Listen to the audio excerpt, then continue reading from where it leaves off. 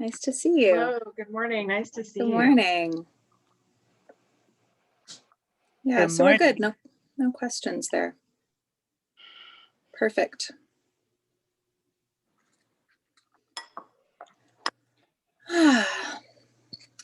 So, yeah,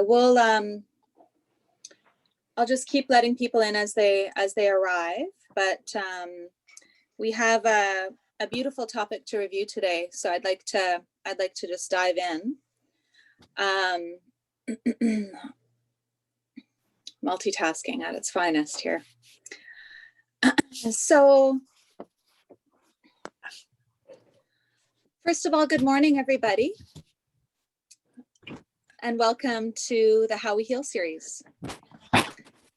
This series is brought to you by members of the Inner Arts Collective here in Toronto, Canada. I know there's people that are participating today and joining us today from all over the world. So I'd like to welcome you. There's many familiar faces. Hello. So just as a background for the folks that are new, the How We Heal series really sparks conversation about different wellness topics and themes that are coming up to offer tools, insights, strategies that help us thrive. This is especially important right now because we're facing so many challenges and changes, lots of shifts going on in the world around us.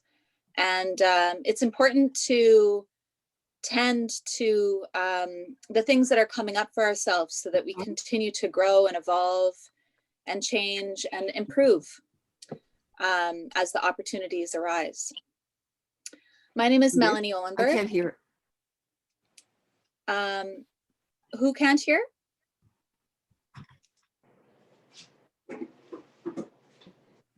Okay, are we okay?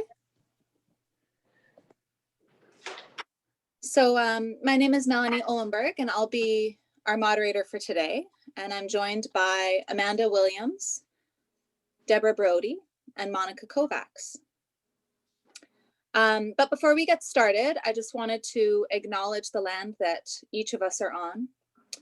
Here in Toronto, we acknowledge that we're on the traditional territory of many nations, including the Mississauga of the Credit, the Anishinaabe, the Chippewa, the Haudenosaunee, and the Wendat peoples, and is now home to many diverse First Nations, Inuit, and Métis people.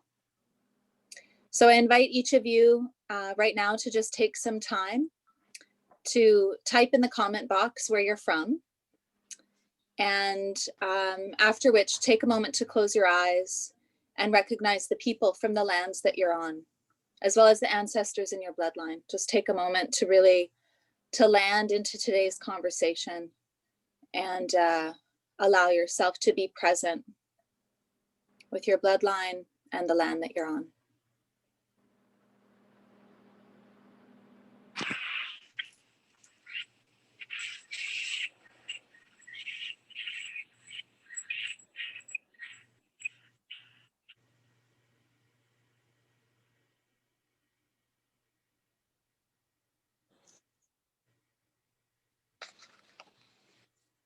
Have I found this also? Deborah? It's a show me.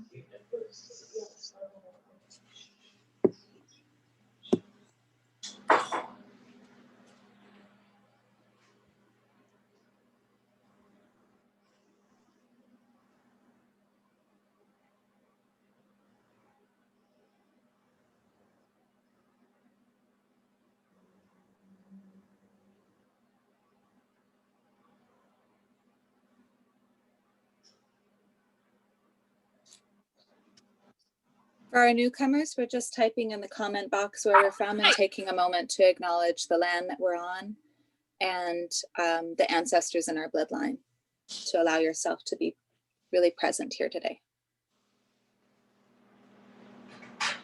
Toronto, Hungary, Stouffville, Kingston, Toronto, Brampton.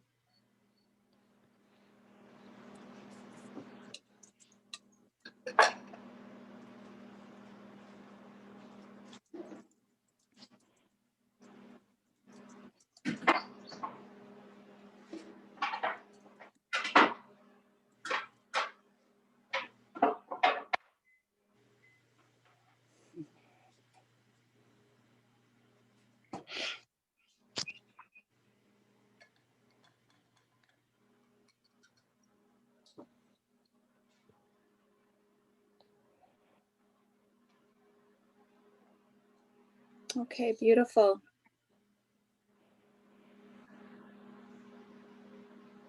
Thank you, everybody, for taking a moment to honor where you're writing from and the land that you're on. So to get started, I'd like to ask each of our panelists to introduce themselves.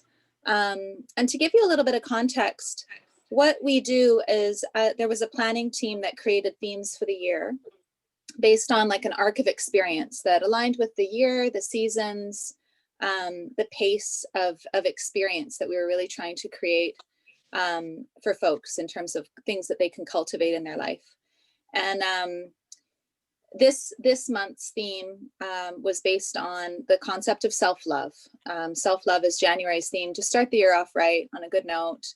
And in order to love ourselves, we really do need to learn to receive, and receiving being quite the art. So we put this topic out there to all of our Inner Arts Collective members and asked, who's really passionate about this? Who has this really showing up in their practice, in their work, and would like to offer, is very passionate about sharing some tools and practices and some insights around this topic. So Amanda, Deborah, and Monica step forward because this is something that's dear to their heart. They're passionate about it, and they have some practices and tools to share. They each come from really different perspectives. So there might be some perspectives that overlap, of course, and ways that they differ. But we really invite you to enjoy the conversation today, and put any questions that you would like to have answered in the comment box. At the end, we have about 15-20 minutes. I have some questions that we'll start with. We have about 15-20 minutes at the end for some audience questions. I've already received a couple, but if you do have a question that comes up for you, maybe just see how they answer the questions that we have formulated already, because your answers might be embedded within there. And if there's something else that's really that would really help you step forward, please just enter them in the comment box. So without further ado, Amanda, would you like to get started with introducing yourself and what brought you to this topic, so people can have some understanding of your practice and your perspective? Sure, I'm happy to start. So my name's Amanda. I'm a natural health practitioner, a certified reflexologist, and a Reiki master. So my practice centers around individuals and really supporting people and finding their breath and finding and relearning pathways to bring them back to the center point where you can feel safe within your body and operate from a place of inner peace, inner joy. I always often say that the ideal place to live and operate in life is the center point. So life, it can be a storm. You know, everything outside of ourselves can be chaos and sporadic. But if you can find that calm place, that center place within yourself, then you can pick and choose and navigate from a place of clarity and from a place of certainty and a knowingness, and trusting in that knowingness and that higher guidance, and knowing that you are okay just being you, exactly who you are. So some of the tools that I use include Reiki, which is like energy work, body work, so through massage, lymphatic drainage, our thoughts, our patterns, the things that we've learned growing up in life from our parents, from our environment, all shape us. But a lot of them are false beliefs or things that no longer serve us. So part of the work is supporting individuals in relearning those pathways. How that ties into the art of receiving, part of that is learning that it's okay to be you. You're perfectly okay as you are. And know that there's strength and power, that we all have the strength and power within ourselves. And receiving, I equate to also allowing. And that can also mean allowing in the words, even in no. It doesn't always mean saying yes. So we can dive deeper into that. But ultimately, that's me. That's my practice.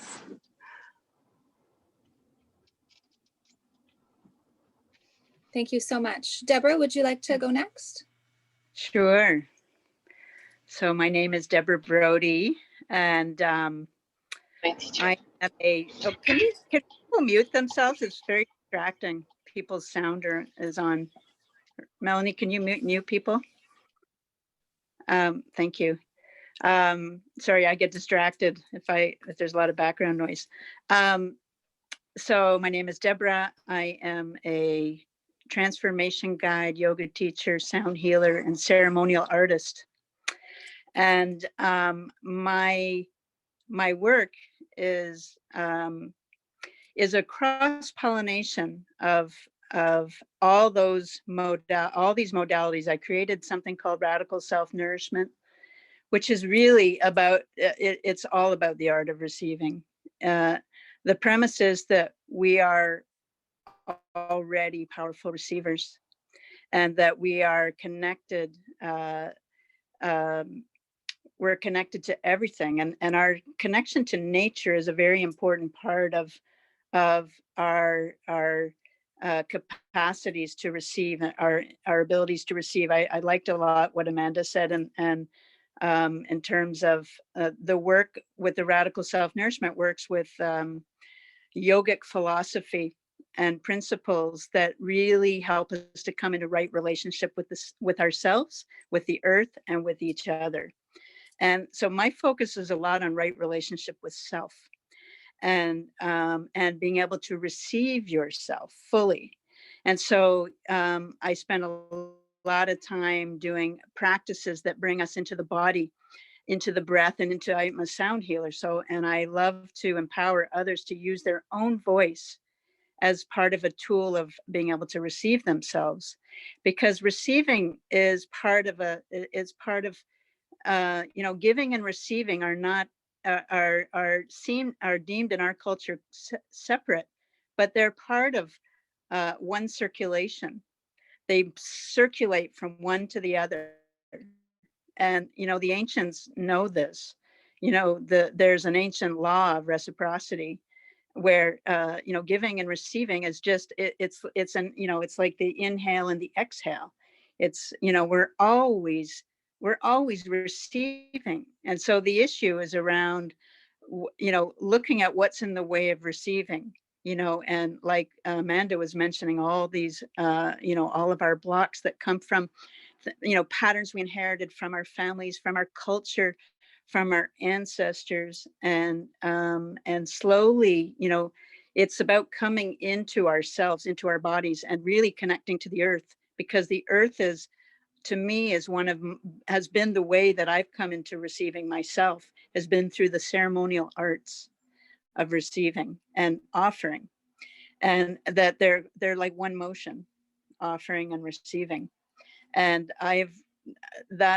medicine walks, vision quests, and out on the land and nature. And my experience has been this incredible gift of receiving, that I couldn't have just, it's not something with the head, it's something that's an embodied experience. And so that's what my work is about, is really helping us to come into that right relationship with self, and using practices that bring us into the present moment, because you can only receive in this now moment. You can't receive in the past and the future. We receive now. And so I think that's enough, I'll say, for now. But I teach something called radical self-nourishment. I teach all kinds of programs, and I'm also do embody your voice work as well. So I'll give it over to Monica. Thank you. Thanks, Deborah. Hello, everyone. Can you all hear me okay? I was having some issues with sound earlier. We're good? Okay. So my name is Monica. First of all, I apologize if you may have seen me kind of rotating around earlier and a little distracted. I have a new puppy here with me who I've just had for a couple of days. And if I put him in the crate, he's incredibly noisy. So I felt the best solution would be just to have him on leash next to me. But he's just into everything. So I'm constantly managing him while I'm on Zoom, and I have my other dog here with me too. And sometimes there's a little scuffle that breaks out. So they're both asleep right now, but if anything comes up later, I apologize in advance. I am fully here and listening, even as I'm working with them by my side. So I'm a sacred sexuality and embodiment coach, and I work with individuals and couples, and I basically work with the theme of Eros in people's lives and how Eros shows up and how people can better come into their bodies to inhabit their erotic energy and form better connection with themselves and with their partner. So much like Amanda and much like Deborah, I work with the body using the tools of breath, movement, sound, and touch. Anything to get people down into their core, feeling their pelvis, their gut, their heart, being able to connect with their senses, to tune into the felt sense in each and every moment and tune into their emotions, and to connect from there rather than from the mind and what they think sex should look like or what they think intimacy should look like.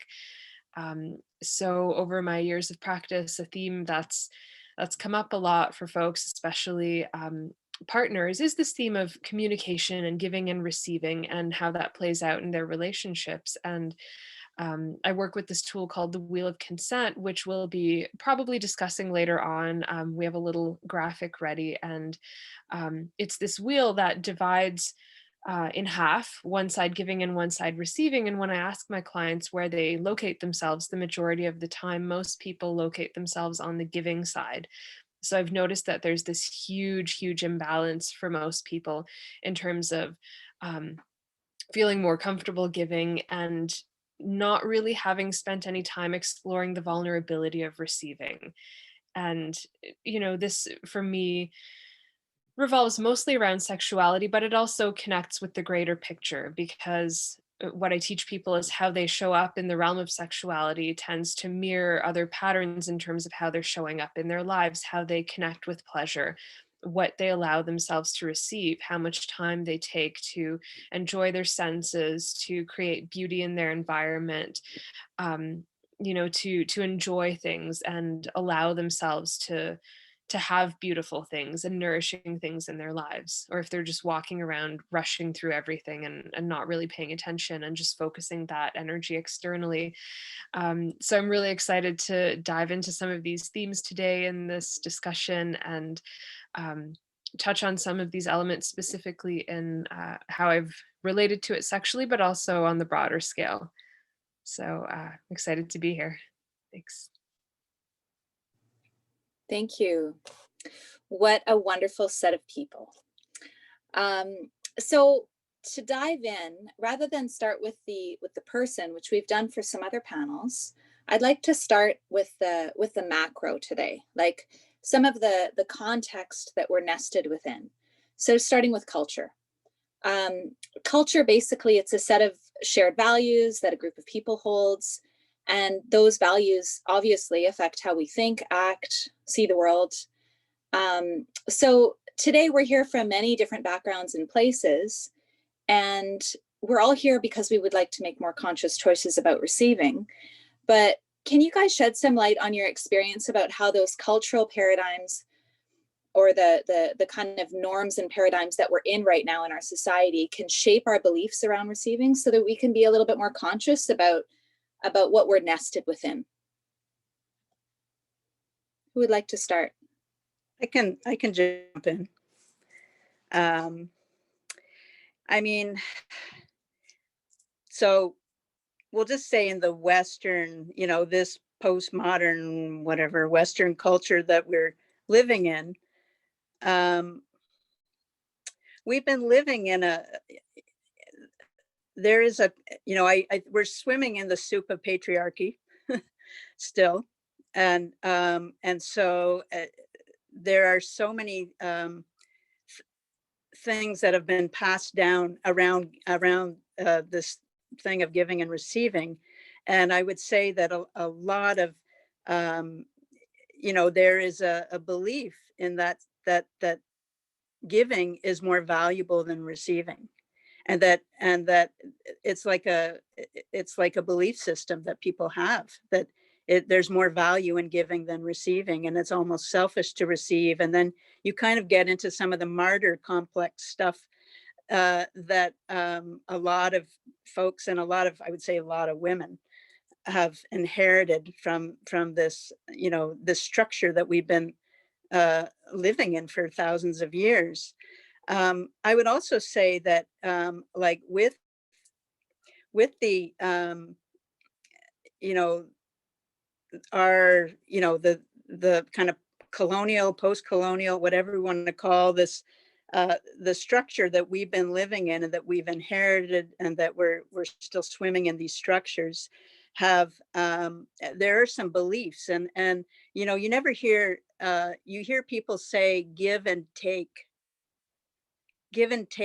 and I find that really interesting, that give and take, because um, taking is like, and that's what happened, there was a lot of there's been a taking of Mother Earth, of looking at the earth as like a resource, as an object, and that is kind of been built into the mainstream kind of structural way of seeing the world, the giving and taking. And that is so opposite to indigenous cultures, and cultures that are closer to the land, where there is this understanding, there is this teaching of reciprocity, where in many different cultures. I've spent a lot of time in Peru, and the concept of aini, which means reciprocity.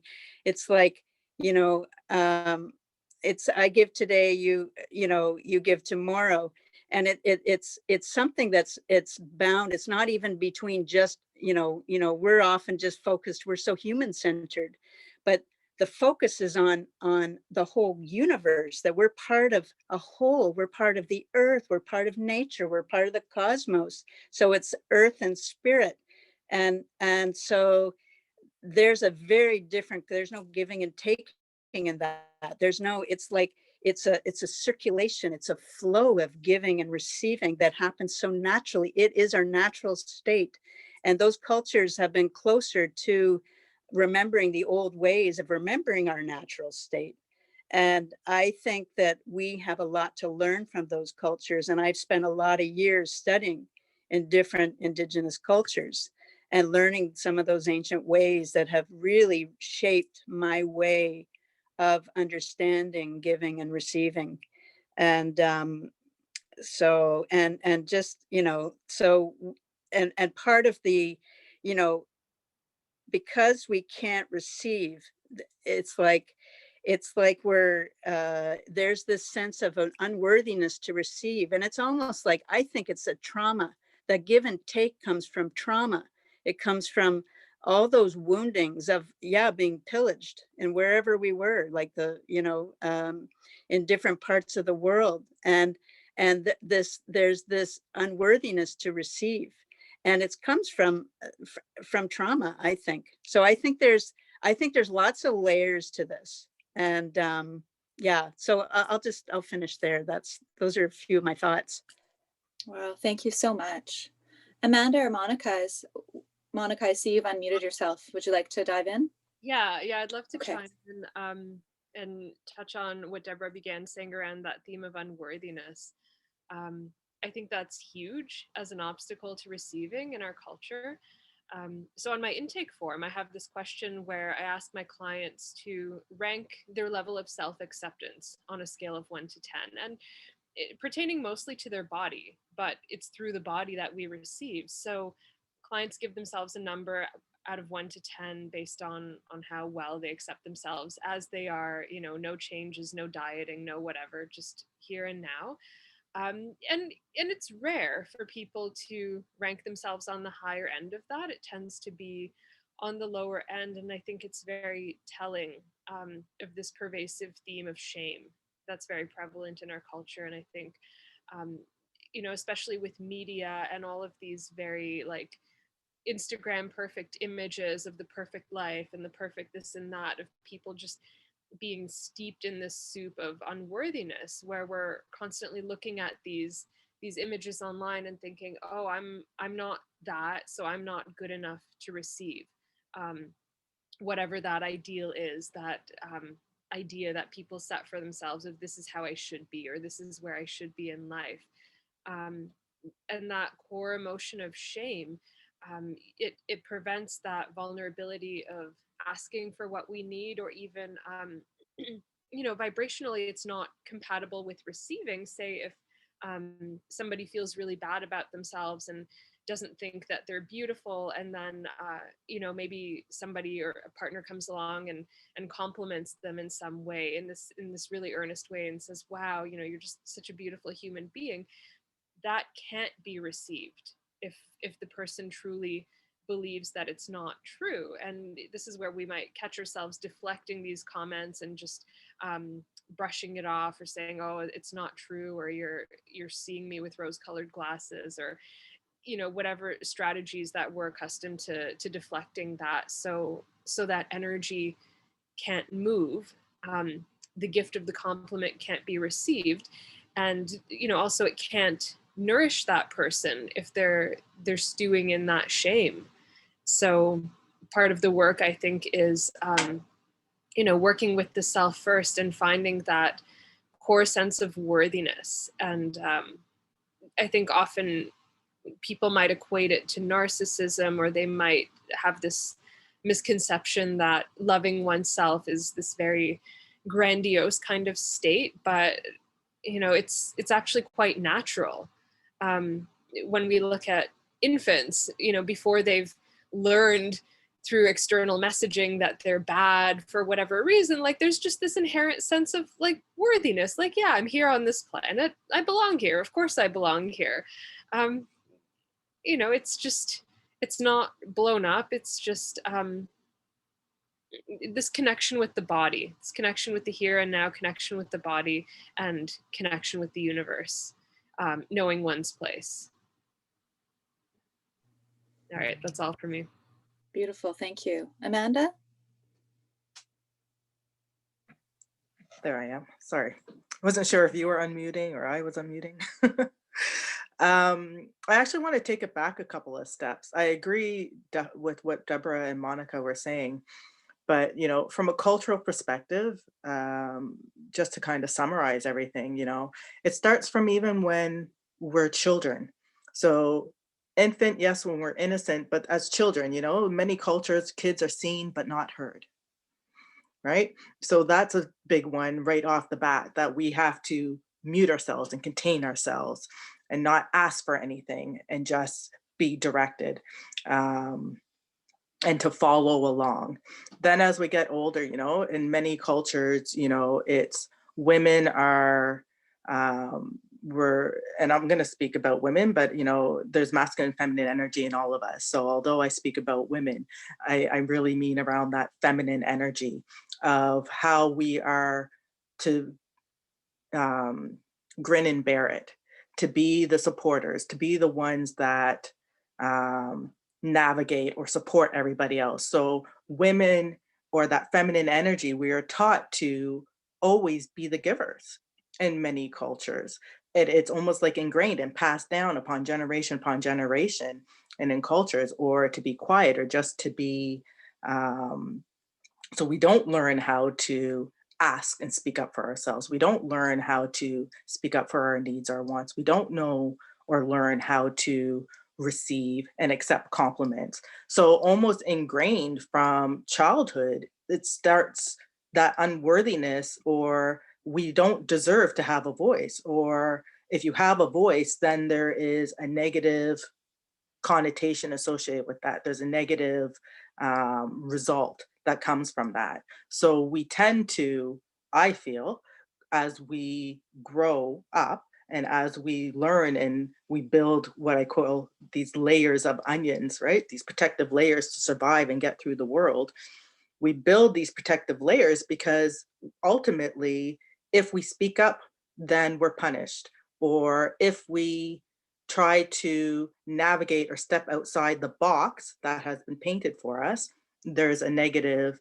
And that also stems to the worthiness. Well, men or whoever we are giving and supporting, they're the ones who deserve. So again, it stems to be all outside of ourselves. So from a very young age, we learn to always be outside ourselves, to always give, to always be there for somebody else.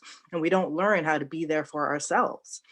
And so I feel that the relearning that has to happen is learning how that it's okay and it's safe, and that it's a false belief, and we're changing that paradigm, we're changing that structure. It's a new day. It's a new dawn, it's a new time, and it's okay for us to change here and now, for to have our voices, to change those old patterns. We don't have to be stuck in those old paradigms anymore. So although, Deborah talked about interconnection with nature, we talked about shame, we talked about unworthiness, all those things interplay, but they're old stories, right? So, you know, uh, part of the work now is, how do we shift to the here and now, into being present? How do we shift and get rid of, quote unquote, those old structures, and how do we relearn? So I think ultimately all of us in our individual practices are really about helping shift people from that, once that old learning, and to know that it's safe to have your voice, to get your voice back.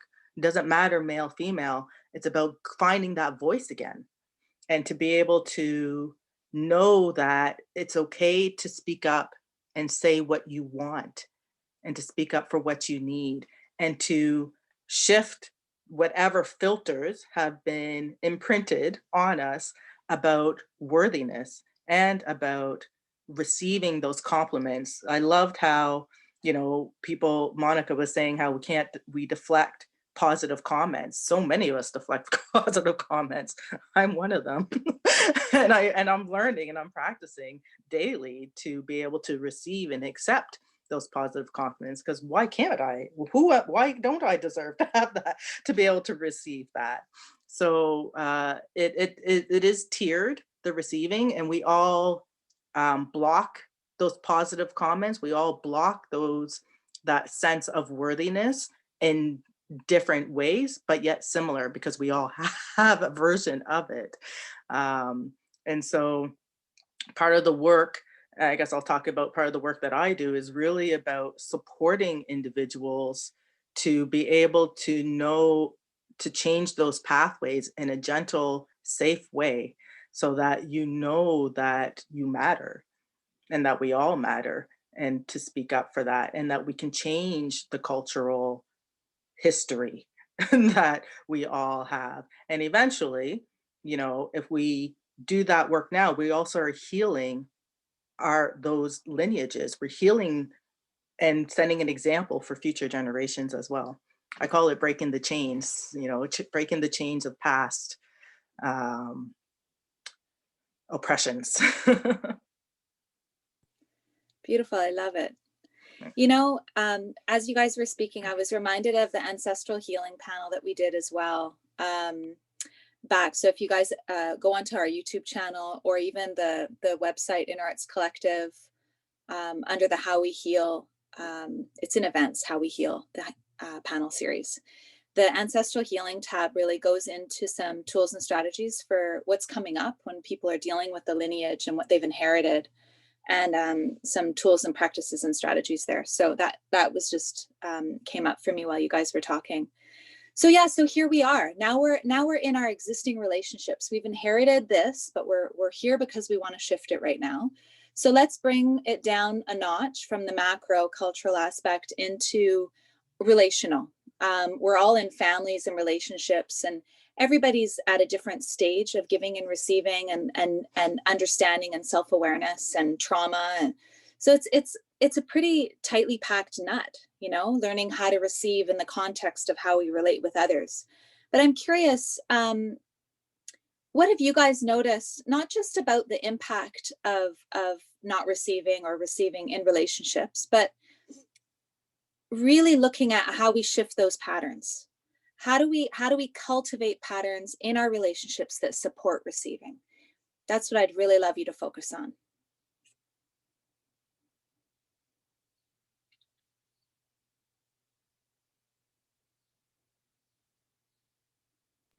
Sorry, Deborah, you're speaking, Deborah, you're muted.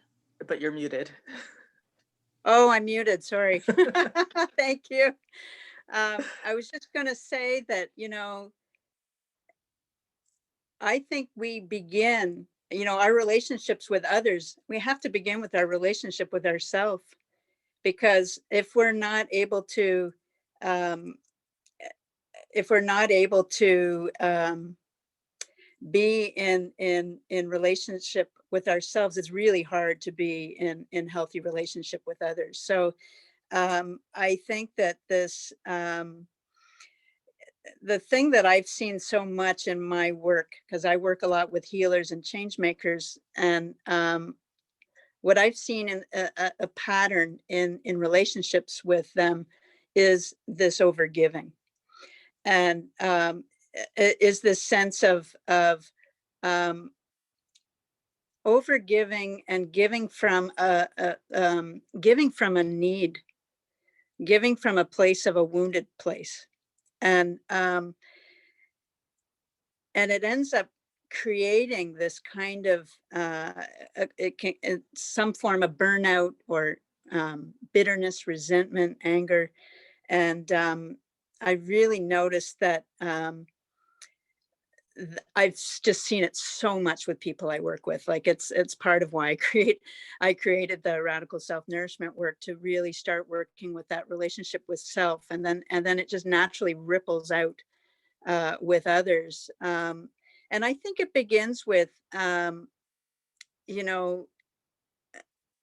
relationships, for relationships to flow better, there needs to be mutuality, and I think appreciation and gratitude are a really important part of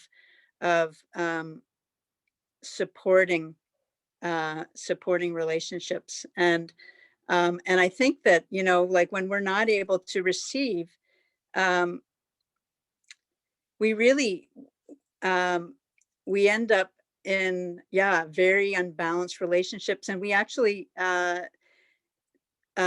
we end up denying others. If others want to give to us, and we've already been saying it, it's like there's a kind of denial of the gift from others. And then that kind of creates a snowball of just challenges in relationship.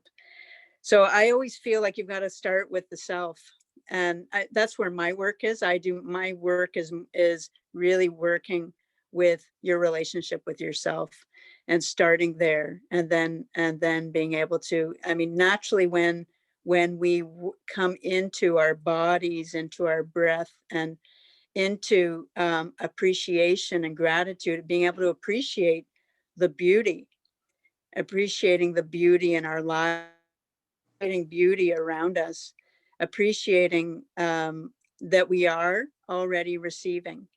This is the thing that, I've learned so much from my different teachers about, receiving from the land, and receiving from the nourishment from our food, and appreciating, and it's like there's something about that gift of appreciation. We can start to do that with ourselves. It naturally starts flowing out into our relationships, and it starts shifting the relationships. Thank you, Deborah. Amanda and Monica, would either of you like to dive into this one? I can. Sorry, it was a bit of tag team. I was like, is Monica gonna unmute, or am I gonna unmute first? And just for a little bit of context in terms of a time check, we're at 22. And I'm going to shorten some of the questions that we have. So I'll be not asking all of the questions that I wanted, but the next question is about personal practices. So just focusing on the relational pieces. And if you could keep it to around 2 minutes, that would be helpful. Okay. Thanks. No problem. So yeah, as far as relationships, I will speak from my personal journey when it comes to receiving and relationships. Growing up, it was always the more that I gave, and the more that I helped somebody, or the more that I supported someone, or the more that I saw somebody or helped somebody lift up, sometimes at the expense of myself, often at the expense of myself. But if they kept coming back because they were getting what they needed, so they were taking, and I was giving, um, that to me was normal. To me, that was what love was. The more that you support, the more that you give, the more, and if they were happy, then that equaled my happiness in this kind of delusional. It was delusional because I would often end up being often depleted, often exhausted. And so there at some point, when do you shift? At some point, when do you say enough is enough as far as your own level of depletion? And that's really what shifted me into learning about literally not give and take, but give and receiving. I was going to say give and take, but I remember, but you're right, Deborah, as far as the taking piece, there is a negative connotation associated with taking, but the give and receiving. And so I had to relearn, because what love is about being within, knowing and feeling that within yourself or within your body, shouldn't leave you depleted, shouldn't leave you feeling exhausted, even just because someone else is happy. I'm not happy. So it was learning how to shift and relearn my own patterns, and knowing what were my blockages around receiving, and what were my blockages around um, that accepting of the positive influences. But like attract like, and there's a power of attraction as well. And so if we have this sense of unworthiness within us, that it's okay for someone else to be happy, and as long as everybody else is happy, then I'm good, but ultimately you're not happy, then, and that you don't feel you deserve what you give to others, then you start attracting that also into your life, which I guess we'll dive a little bit more into the individual piece down the road. But then you start attracting, it's almost like self-fulfilling prophecies. Then you start attracting people that fill that sense that you have within yourself. So as you start shifting eventually to more that balance of receiving and giving, then you start attracting new people into your life and new things into your life, that balance, that bring you back to that center point and bring you back to balance. Sorry. I think that's about 2 minutes. Thank you. You're Thank welcome. you so much. Monica, did you want to dive in? Yeah, sure. And let me know if you'd like me to put up the graphic at Yes, all. exactly. That's exactly what I was going to ask for. Okay, so I'll put that up. So Melanie's going to put up the Wheel of Consent, and this is a tool that I love working with. It's called the Wheel of Consent, but it's actually more about the energy of giving and receiving and the direction of that energy. And this was a huge game changer for me, and I find as well for many of my clients, when I explain this to them and when they see it laid out, everything just becomes so clear. So we see on the left and right sides, we have the giving and receiving halves. I'm not going to go into as much detail about the top and bottom halves, active and passive. It's not as important in this context, I think. But anyways, on the giving side, we see, let's just look at serving and accepting. I want to simplify this for the purpose of this presentation. So serving and accepting is the typical way that we tend to think of giving and receiving. And we see on the inside, we have this healthy, on the inside of the circle, we have this very healthy, integrated way of exchanging that energy. And Betty Martin, who created this wheel, the way that she defines this is that whatever happens inside the circle within consent comes from this very open, full-hearted sense in the body. So there's no sense of contraction around it. When you're in a place of service and giving, there's this real freedom and generosity in it. as well as in the accepting. It's kind of like a clear energy exchange. And if we look outside the circle, we see the shadow. So the shadow side of serving, we see the do-gooder, the rescuer, the martyr, and slavery at its most extreme. So we talked about some of these different energies that can happen, martyrdom, being the rescuer. And so this is where the energy is unclear, where we're not really in a place of wholeness within ourselves, and perhaps giving from a sense of lack, or perhaps maybe there's a desire in the giving, when we're giving in order to receive because we want something in return, and there's this expectation attached to it. So whether we're on that end of it and giving, not really being clear within ourselves, or not giving with a full heart, or whether we're on the receiving end of someone who's giving in such a way, it's not a clear exchange. So it can really hamper the quality of the energy and create complication in that relationship, and kind of a sense of stickiness or murkiness to it. So I always encourage people to tune into what their body is telling them, whether they're giving or receiving. Sorry, cranky baby. Whether they're giving or receiving, what it feels like in their body. If you imagine a scenario where somebody asks something of you and you don't really want to do it, but you agree to it anyways, and you imagine that moment where you say yes. Notice the feeling in your body. What does that feel like? Versus when you really love somebody and you want to gift them with something and you get really excited, like, oh, I want to give them this wonderful thing. And then there's this real sense of excitement and openness in the body. So just to check that. And, I think they're kind of like two sides of the same coin as well, because the ways in which we give can influence the ways in which we receive. So if we're used to giving with a sense of stickiness to it, then I find it might be more difficult to receive, because we can project those same qualities onto the giver.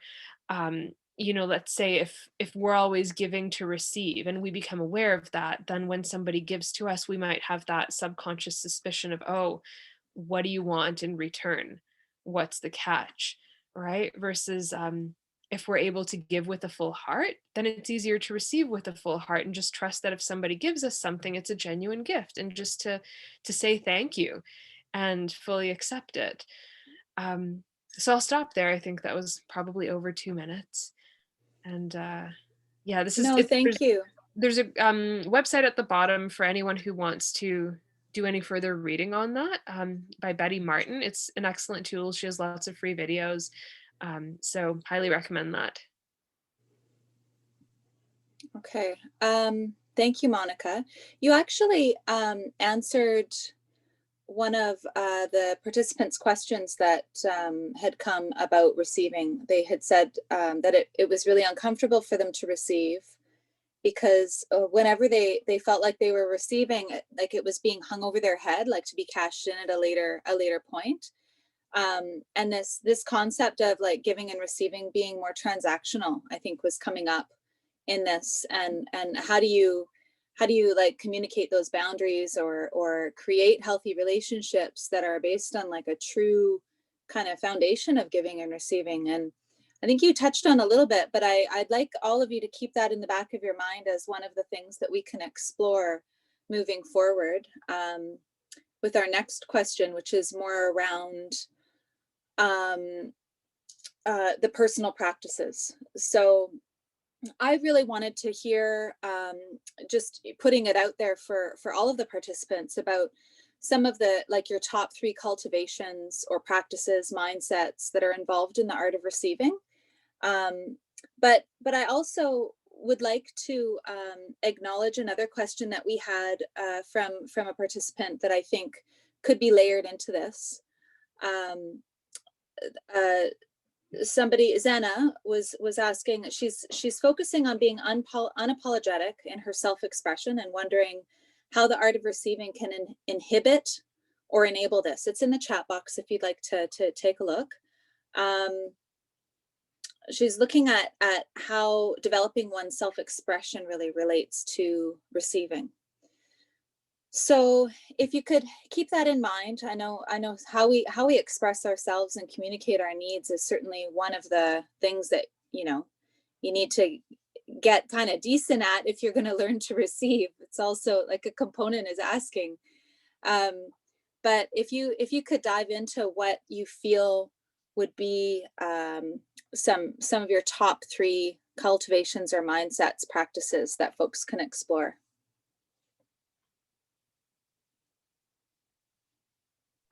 I'd like to dive into one. So touching on the wheel of consent again, I find a powerful practice for me has been just letting people be responsible for their own boundaries, um, and being responsible for my own. So saying no where I need to say no, and that if I ask for something or if I practice receiving, just to trust that it truly is okay with the other person. Um, because I too in my personal journey have been in this position where things have been hung over my head, especially in partnership, you know, very generous partners, but then like this expectation of like, oh, but no, you can't see your friends, your life must revolve around me, and you know, no, you can't choose your career path, but like, look, I'm giving you all these things, so therefore you must do as I say. And um you know, it's been a difficult practice to just receive and trust that it won't come with those hooks. But if there do happen to be hooks, then to just recognize that, okay, this is not my responsibility. If somebody's communication is unclear, if they're not coming to me, especially in relationship, directly stating their needs and their expectations, if it comes through in this manipulative way, that's on them, to be clear. Especially in relationship, if somebody needs something from you, like they need to sit down and say, you know, here's a need that I have in relationship, or like this is what I would love to create together. And if that's not stated, then how are you supposed to know? Right? So just to receive and let people be responsible if they felt like they've overgive, to then to pull back and not give anymore if it's not working for them, right? And to not have to do that emotional labor for them, and just to be clear about yourself. This is what I'm prepared to give, and here's what I'm able to receive. Here's where I'm at, and just stating that clearly in all relationships. Thank you. Amanda, Deborah, Amanda. Yeah, so I was just gonna piggyback off Monica was saying, or maybe elaborate that I think, you know, one of the biggest boundaries is huge. Your own boundaries, um, finding your voice to speak up for your own boundaries for that no. It's a hard one for those of us who are givers and put ourselves last or put ourselves, you know, at the end of everybody else. To find that voice to be able to say if it's hurting you emotionally, not just physically, but if it's hurting you on any type of level, to extend beyond yourself. It's finding that voice to say no.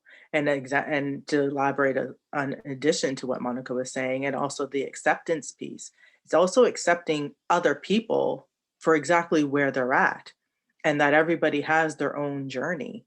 And so although it seems, because if you try to control, direct, navigate how you want somebody else to behave, that is, again, it's all stepping outside of yourself. And it full circle comes back to the only thing that you can control or work within is yourself.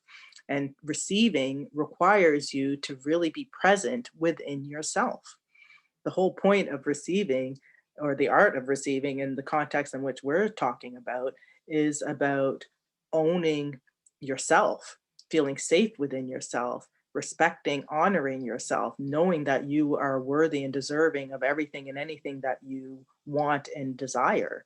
And to get to that place it does require work in the sense of creating, protecting what you want, protecting yourself, You know, we often don't protect ourselves in the sense of our voice, in the sense of our wants and our needs. So it's important to find your breath.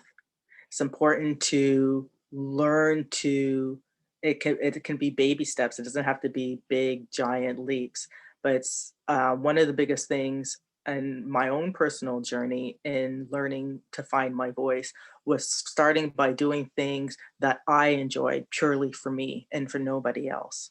So whether for me, whether it's walking in nature, whether it's doing some breath work, whether it's doing some self Reiki, whether it's doing dancing, movement, um, you know, it could be art, it could be reading. It's finding those little moments in time to do things that are solely for you, which I think is the beginning steps in learning, because that what you're doing is you're nourishing yourself. You're allowing yourself to receive gifts for you, by you. And that's beautiful. I love what everybody said. I think I want to bring it into, for me, I think in terms of a cultivation, um, that can be incredibly helpful um, in starting this process of being able to receive ourselves, is the cultivation of our relationship to nature, and that we are nature and that we're not separate from it. And so actually, you know, one of my ways, one of my practices every morning is that I sit at my mesa. It's my mesa. Can you see that? I don't know if you can see it. So I'm sitting at my mesa, and it's part of my, uh, I honor I honor nature. I honor the land I'm on. I honor, and I have this whole honoring practice, appreciation and gratitude practice, that I can't tell you how much I receive from that, the nourishment I receive from this relationship. Because, you know, like I said earlier, you know, the truth of it is we've created separation between giving and receiving, but it is part of one flow of giving and receiving. And so starting to develop your connection to earth, to land, to actually um, developing that presence, like, and it starts in your body. It starts with appreciating your own body and your own breath, and being able to, and so those practices, embodiment practices that bring us into the present moment, that require a cultivation of a mindfulness, um, is really, it's really important for developing the relationship with yourself. And I've found that nature, I call nature reconnection. I mean, we are nature, but because of the separation, we it's like we need to be reunited with her. And there is something, and I've had my own experience of being in a desert and on a vision quest, and you know, having my heart cracked open, um, you know, for 3 days, you know, walking on the land of this bare land with, you know, crazy rocks, and you know, just so much spaciousness, and I really received this huge message about receiving, and I was offered a gift from the earth, and the gift told me that um, that there is no worthiness to get, that you are, you know, you're a child of the earth, and you are whole. There's nothing you could do that could, or say, or anything that could um, take away from you that, you know, your inherent worthiness, just because of who you are. And that was such a profound um, receiving, of me receiving that. That was a number of years ago, and it stayed with me, and it's been sort of, that's what I've built my work on, is this, you know, being able to, and this cultivation with earth, and with relationship. And I use the tool of working with the breath and sound as this connection, sound to help. So sounding is very helpful for, talk about voice, being able to develop and build your own voice, using your voice with sound practices can be incredibly powerful way of learning how to receive, because you're sounding, but you're receiving the frequency and the sound. And it's a beautiful practice. And the radical self-nourishment work that I teach is based on 5 yogic attitudes that are really, when you practice them together, really support in the ability to receive. And those attitudes are cleansing. So we need to cleanse all those things that all those programs that we have that get in our way. And then we can start to connect into the joy and the contentment and our natural state of joy. And then we continue the cultivation through practice, steady practice of embodiment, of mindfulness and self-reflection, self-awareness. We have to know ourselves. Who am I? And surrendering that which is not us, surrendering to something that's much bigger than us, to nature, to a higher power, however you see that. But that's all part of, I feel it's a recipe for receiving those 5 together. And it's the premise of for radical self-nourishment work that I teach. So it's a whole program of receiving and of really reciprocity, of how reciprocity in its kind of form, in its, I don't know, truer form or universal form, without this transactional tone that is in so much of our in our culture. Anyway, those are some of the practices that I would recommend. Thank you so much, Deborah. Monica, did you want to share your most recommended practices? And it's 12 o'clock, so I want to respect everybody's time. So if you do need to leave, I absolutely understand, and we wish you all the best. And we will be following up with everybody. If you didn't sign up through Eventbrite, I'll need to receive your email address so that we can send you the supporting document personally.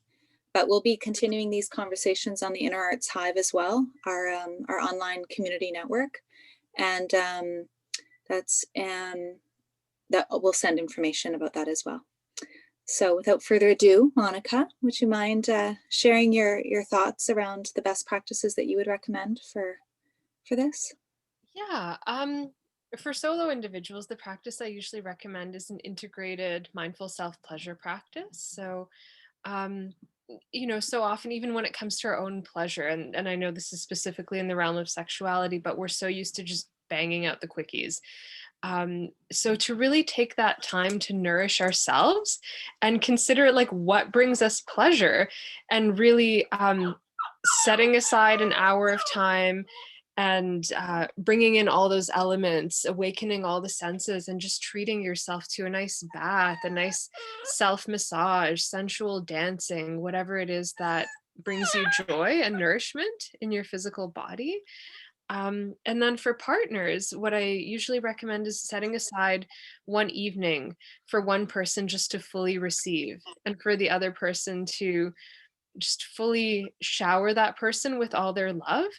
And, this is often more challenging for the receiving individual to just lie there and to not do anything in return, to not reciprocate, but just fully be in that state of receiving and taking that in and giving that attention, and also placing attention on all the resistance that comes up in the body as well, all the discomfort, and just being with that and letting that move through, and trying to keep the heart open as you receive that love from your partner. And just one night for one person, and then switch roles the next night. Yeah. Oh my goodness. Beautiful. Oh my gosh. I can't wait to meet that puppy. Thank you so much. And I know there was some. Are there any recommendations that you guys have around the expression piece, like how to communicate, how to express your needs, or how to receive somebody else's request for receiving? Let's say I'm tapped and somebody else asks that they let me know they need something, and I'm like, oh my God, I totally can't give this, but I want to respect that they just asked me for something, because we're talking about the art of receiving. Like, it's a bit of a dance, like really checking in with where you're at with your own energy levels, and being really honest with yourself. And and communication is a bit of an art, as you don't want to hurt their feelings, you don't want to shut them down. So, like, are there any resources or suggestions for healthy communication around expressing needs, and respecting somebody's asks, and having your own asks respected? Any thoughts? I think there's something about staying, when somebody's asked, I think if we can stay attentive to our own, be in our body, because what happens is often we're reacting. We're like, oh man, Okay. I'm so freaking burnt out. Like, so I think if we can pause when someone asks and go in and take, 2 breaths, like, and just land in your body and go and feel in your belly, because your stomach doesn't lie. Your belly doesn't lie about what it is. And just to, just from there, having that pause will give you, that breath, and then come into your heart and just like what, and just feel in, like, kind of feel into your well of compassion. And if you feel like that's not resonating, it's like there, loving speech, loving kindness, like bringing that loving kindness into your words, into, thank you so much for asking. And, right now I'm really hearing that I need some time right now. This isn't, I wouldn't be able to do this, but, why don't you try this, or, you could go over there, whatever. Yeah. But I just think there's a way for you to just take a pause.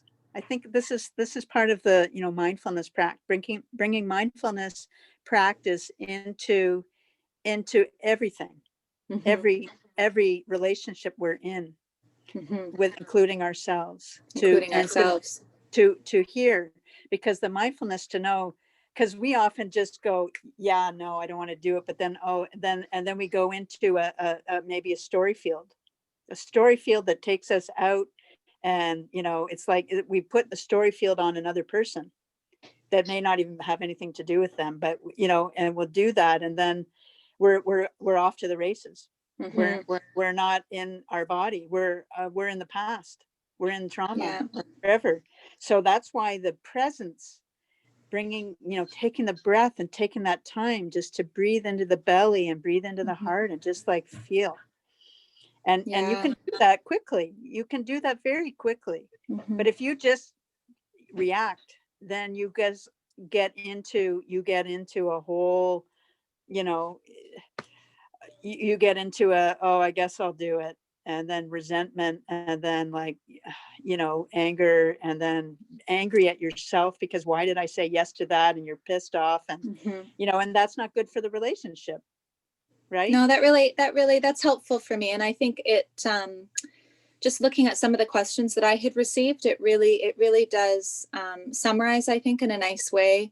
It reminds me of when, when I had just started to put in healthier boundaries in place, and when somebody would ask me, and I actually would say, no, I can't right now.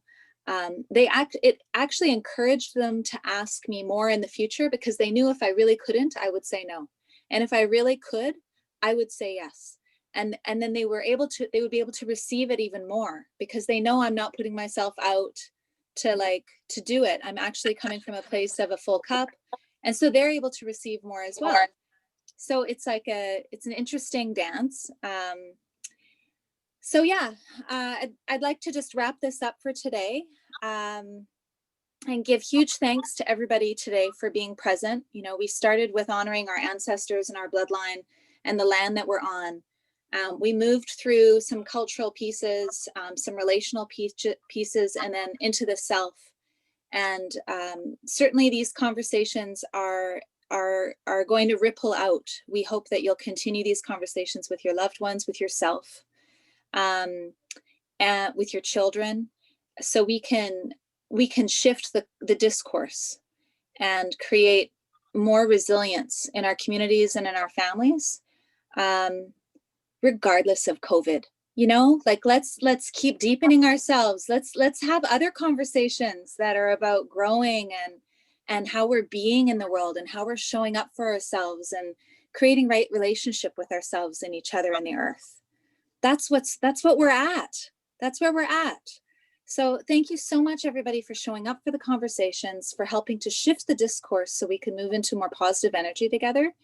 And, you know, please join us on the Inner Arts Hive. It's a mighty network that we created. I'll send you the details. There's an annual fee and a monthly fee if whatever you'd like to join. But we have these kinds of conversations there as well, and we continue the discourse there.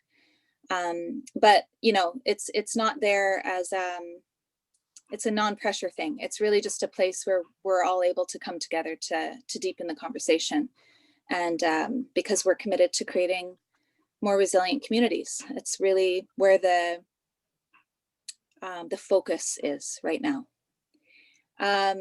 So thank you so much for showing up for this conversation and for yourselves. I wish you all the best in receiving, moving forward, and look forward to seeing you at our next panel next month.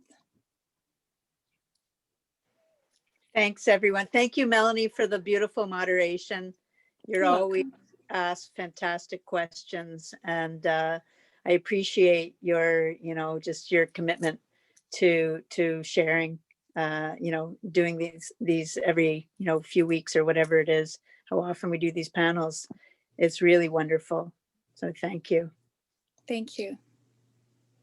And thanks, everyone. Great to talk to you, Amanda and Monica, about this topic. Mm-hmm. We are building a new culture. This is about building a new culture. It really is.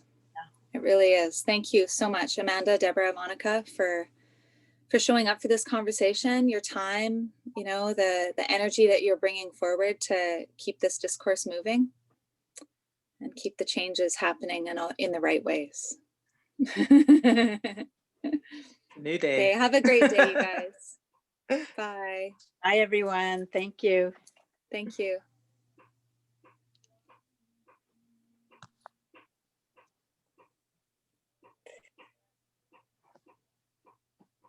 Bye, Mom.